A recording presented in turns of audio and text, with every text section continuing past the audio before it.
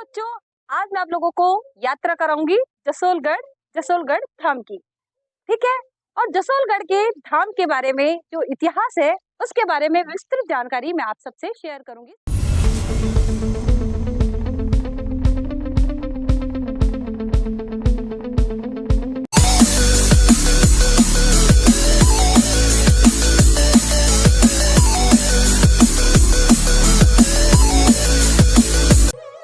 Hello guys, welcome to my class learning legacy class में आप सभी का स्वागत है। तो बच्चों, आज मैं आप लोगों को यात्रा कराऊंगी जसोलगढ़ धाम की। ठीक है। और जसोलगढ़ के धाम के बारे में जो इतिहास है उसके बारे में विस्तृत जानकारी मैं आप सबसे शेयर करूंगी, साझा करूंगी। तो बने रहिए मेरे साथ लर्निंग लेगेसी। तो बच्चों, मैं आपको जसोलगढ़ के इतिहास के बारे में जानकारी देने वाली हूँ कि जसोलगढ़ का क्या इतिहास है और माता रानी का जो मंदिर है, माता रानी भटियानीसा का जो मंदिर है वो क्यों प्रसिद्ध है। तो बच्चों, इसके पीछे एक बहुत बड़ी कथा है, बहुत बड़ी कहानी है, तो मैं आपको सुनाती हूँ। तो बच्चों, क्या होता है, एक बार जैसलमेर के जो राजा होते हैं जोगीदास जी के दो रानियां होती है और दोनों रानियों के क्या होते हैं, बच्चे नहीं होते हैं। और जो जोगीदास जी राजा थे वो क्या करते हैं, अपने कुलदेवी की बहुत प्रार्थना करते हैं। कुलदेवी होती है उनकी स्वाग्या माता।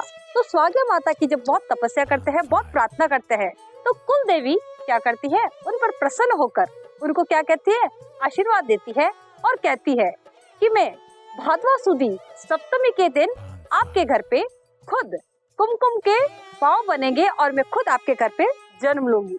तो स्वाग्या माता प्रसन्न होकर उनको ये वरदान देती है और जोगीदास जी के घर पे क्या होता है, जैसलमेर के जो राजा है जोगीदास जी, उनके माँ स्वरूप कंवर भटियानीसा का क्या होता है, जन्म होता है भादवा सुदी सप्तमी को।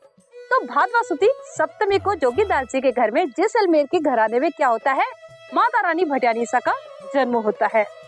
तो बच्चों, देखते ही देखते जोगीदास गांव जो है, जैसलमेर जो गांव है, वो बहुत ही हरा भरा और बहुत ही अच्छा और बहुत ही हरियाली और कुशलप्रद ये गांव होता है।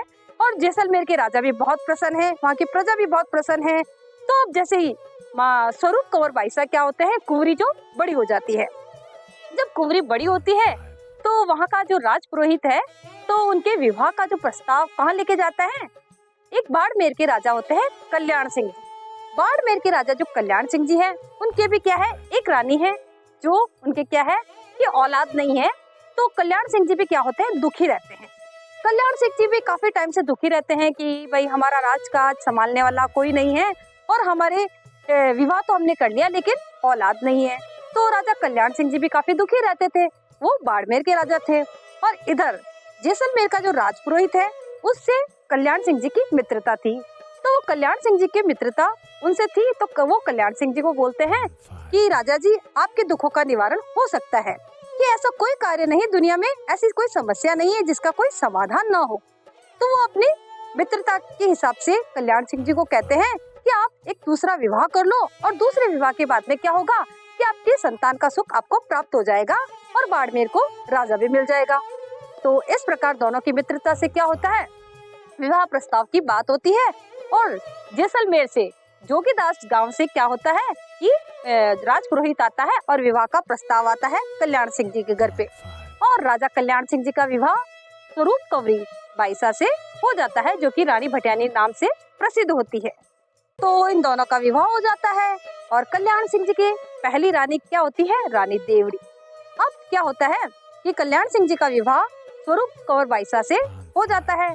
तब धीरे धीरे क्या होता है, क्योंकि जो स्वरूप कंवर बाईसा है वो बहुत ही पूजा पाठ, नियम, धर्म और कर्म अच्छे करने वाले बाईसा हैं और बहुत ही अच्छे से वो क्या करते हैं, पूजा व्रत विधि विधान से कार्य करने वाले होते हैं। और राज कार्य बहुत अच्छे से चलता है बाड़मेर का। तो बाड़मेर के क्षेत्र को क्या कहते हैं, मालानी क्षेत्र से ये प्रसिद्ध है। तो इस तरह उनका राजकाज बहुत अच्छे से चलता है। फिर थोड़े दिनों में क्या होता है, हमारी जो स्वरूप कंवर जी बाईसा जो है, उनको क्या होती है, एक संतान की प्राप्ति होती है, लाल बना, जिनका की नाम क्या होता है, लाल बना। तो लाल बना के जब जन्म होता है, रानी जो स्वरूप कंवर बाईसा है बहुत प्रसन्न होते हैं और जसोलगढ़ में भी बहुत ही अच्छे थाल बजते हैं, सोने के थाल बजते हैं और जसोलगढ़ में बहुत ही खुशी का वातावरण छा जाता है। क्यों कि कल्याण सिंह जी के पहले बच्चा नहीं था और अब लाल सिंह बना। जब जन्मते हैं तो क्या होता है, जसोलगढ़ में एक उत्सव मनता है, सोने के थाल बजाए जाते हैं, बहुत सारा उत्सव मनाया जाता है, उत्साह मनाया जाता है और क्या होता है, खुशी की लहर दौड़ पड़ती है। अब जब खुशियाँ आती है तो खुशियाँ अपने साथ कुछ लेके आती है ना। तो जैसे कि रामायण में क्या होता है, रामायण में जब राजा राम को राज तिलक की तैयारी होती है तो उस समय क्या करती है, मंथरा क्या करती है, कैकई को कहती है ना कि कल तो राजा राम राज बन जाएंगे और भरत को तो राजगद्दी मिलेगी नहीं। तो वैसा ही बाड़मेर क्षेत्र में भी क्या होता है कि जो रानी देवड़ी है उनकी एक दासी होती है। उनकी एक दासी जो होती है वो कहती है कि जो स्वरूप कंवर बाईसा है, जो दूसरी नंबर रानी है, उसका तो बहुत राजकाज में हिस्सा होगा, क्योंकि उनके क्या है, बना है जो लाल सिंह जी, तो वो तो बड़े होंगे और आपका जो बेटा है वो क्या होगा, छोटा होगा। तो राजकाज संभालने वाला कौन होगा, लाल सिंह जी बना होंगे और बड़े बना को तो पूरा राजकाज संभालना होगा और राजा के उत्तरदायित्व का निर्वाह उनको ही करना होगा। पर आपका बेटा तो क्या होगा, दूसरी श्रेणी पे आएगा। तो रानी देवड़ी जी, आपकी तो ज्यादा ना मतलब कोई कद्र नहीं होगी, आपकी जो कद्र होगी वो दासी के समान होगी। तो अब दासी के बहकावे में आकर रानी देवड़ी जी क्या करती है कि उनकी बातों पर गौर फरमाती है और फिर सोचती रहती है कि हाँ, बात तो इस दासी की सही है। तो एक दिन क्या होता है, श्रावण मास की तीज होती है और स्वरूप कंवर बाईसा जो होते हैं, जो माता रानी भटियानी होती है, उनको घूमर खेलने का बहुत शौक होता है। और जैसे कि सबको होता ही है कि घूमर में राजस्थान की जो स्त्रियां होती है उनको घूमर खेलने का शौक होता है। तीज खेलने वो कहाँ जाती है, झूला झूलने जाती है वो बाग में। तो एक दिन हमारी जो रानी भटियानी सा है, जो स्वरूप कंवर बाईसा है, वो क्या करते हैं, रानी देवड़ी जी से आज्ञा लेते हैं कि आज सावन की तीज है और मैं झूला झूलने जाऊं। तो रानी देवड़ी जी कहते हैं कि हाँ, आज्ञा दे देते हैं कि आप झूला झूलने जाइए और आप घूमर का नृत्य करिए। तो रानी देवड़ी जी उनको आज्ञा दे देते हैं। पीछे से रानी देवड़ी जो है तो क्या करती है, सोचती है अंदर ही अंदर कि आज मुझे कुछ कार्य करना है। तो रानी देवड़ी जी और दासी मिलकर क्या करती है, जो लाल बना होते हैं उनको क्या करती है, दूध में जहर मिलाकर दे देती है। और उधर रानी सा को पता पड़ता है, रानी सा को क्या होता है, संकेत पता पड़ते हैं कि थोड़ा सा उनको अंदेशा होता है कि कुछ मेरे साथ गलत हो रहा है, कुछ मेरे बेटे के साथ शायद गलत हो रहा है। तो जब रानी सा क्या करते हैं, झूला खाते हैं, तो झूला खाते खाते उनके हृदय में एक हूर उठती है, एक लूर उठती है और वो क्या करते हैं, और वो घर पर आ जाते हैं। और जब वो घर आते हैं तो क्या देखते हैं कि लाल बना जो के है उनको विष दे दिया गया है, उनको जहर दे दिया गया है। और रानी सा क्या करते हैं, अपने पुत्र को हाथ में लेकर क्या करते हैं, उनके ऊपर सती हो जाते हैं और अपने पुत्र को लेकर क्या करते हैं, शमशान पे जाकर अपने पुत्र को हाथ में लेकर उनके ऊपर सती हो जाते हैं।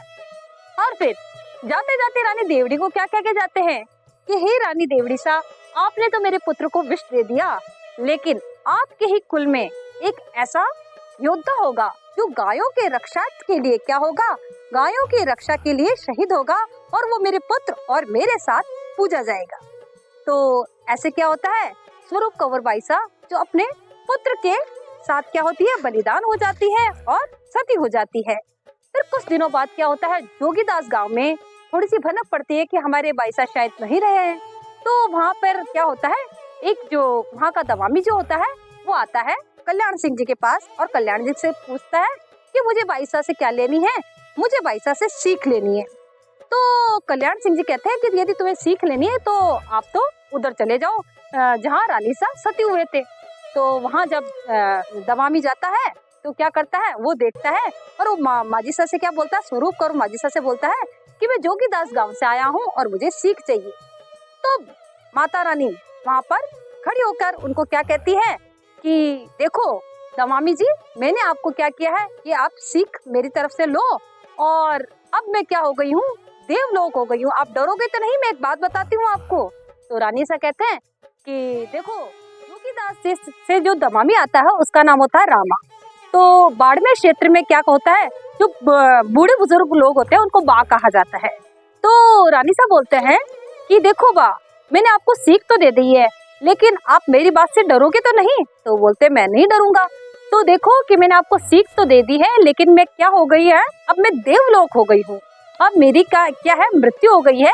लेकिन ये संदेश आप कल्याण सिंह जी को देना कि और अपने घर पे जाके 5 अगरबत्ती जलाना, आपको चमत्कार मिलेगा। तो जोगीदास गांव में जाकर वो 5 अगरबत्ती जलाते हैं और बहुत सारे चमत्कार क्या होते हैं, रामा बाजू दमामी जो होते हैं उनको मिलते हैं।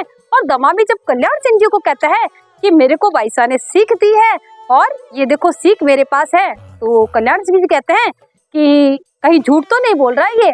तो उसका परीक्षण करने के कारण के लिए क्या करते हैं कि चलो कि किस जगह आपको सीख दी, मैं भी देखता हूँ।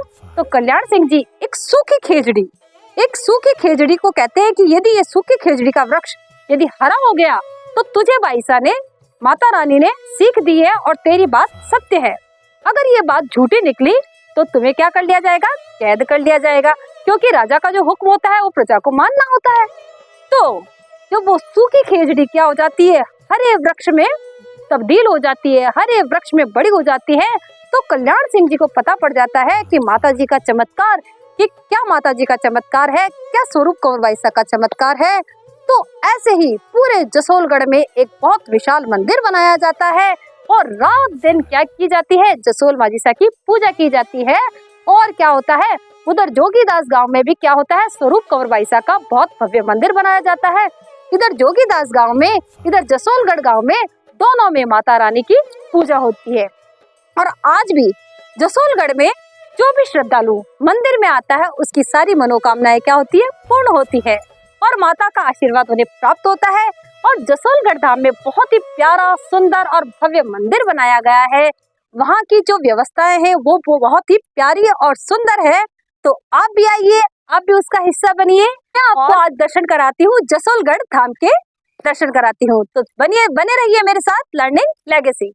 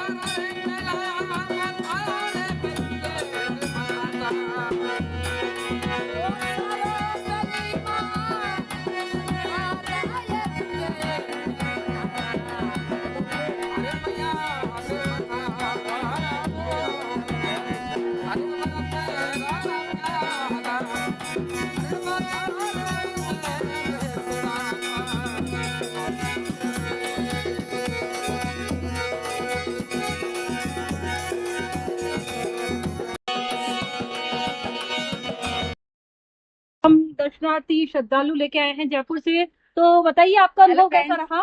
मुझे यहाँ पे आके बहुत अच्छा लगा और यहाँ की जो भोजन व्यवस्था थी वो, उसके लिए तो मेरे पास शब्द ही नहीं है। इतना साफ सफाई से यहाँ का भोजन बनता है, साफ सफाई से खिलाया जाता है और पूरा जो काम होता है वो डिसिप्लिन होता है। बहुत बहुत बढ़िया। रमणीय आप- स्थल है, बहुत ही अच्छा रमणीय स्थल है। और आप लोग भी एक बार आए यहाँ पे देखें, धार्मिक स्थान है, बहुत ही अच्छा स्थान है बालोतरा के अंदर। तो एक बार पधारे, आप भी भगवान के दर्शनों का लाभ लें। बहुत बहुत धन्यवाद। कैसा लगा आपको मंदिर, जसोलगढ़ धाम और जसोलगढ़ माता की कहानी, माता रानी भटियानी सा की कहानी? अगर आपको कहानी पसंद आए तो क्या करोगे? Like, share, subscribe and comment.